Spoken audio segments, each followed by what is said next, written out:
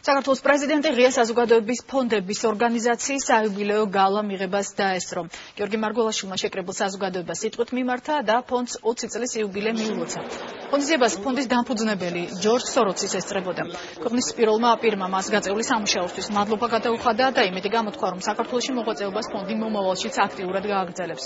ღონისძიებას ასევე ესწრებოდნენ ფონდის პარტნიორი ორგანიზაციები, დიპლომატები, საკანონმდებლო და აღმასრულებელი ხელისუფლების წარმომადგენლები.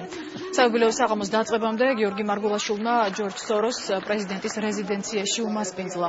შეხვედრის აქცენტი სამოქალაქო საზოგადოებისა და დემოკრატიული ინსტიტუტების გაძლიერების ხელშეწყობის აუცილებლობაზე გაკეთდა.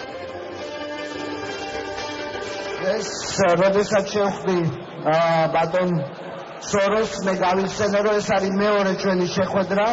პირველი შეხვედრის დროს მე პრაგაში სირიუს ცენტრალური ევროპის უნივერსიტეტის კიბეებზე აურბოდის ზევით და ბატონი ჯორჯი ერნის ჯერნერთან ერთად ჩამოდიოდა ამ კიბეზე.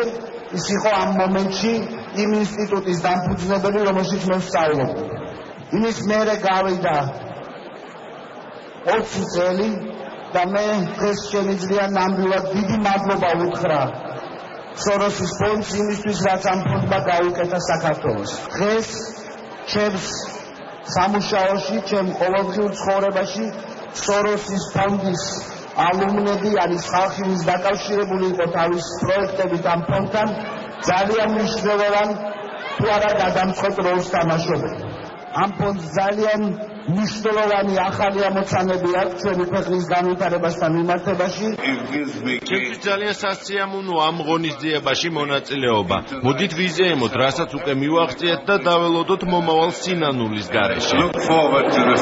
საქართველოში მართლაც ღია საზოგადოების არსებობა ვიზეიმოთ და არა ცალკეული ნაწილისთვის იყოს ეს სიკეთე ხელმისაწვდომი. I just want to say thank you. მინდა მადლობა გადაუხადო ჯორჯ სოროს ყველაფრისთვის, რაც მან საქართველოს მოუტანა ბოლო 20 წლის განმავლობაში. ვფიქრობ, ჩვენ ყველა მას ერთად უნდა უთხრათ.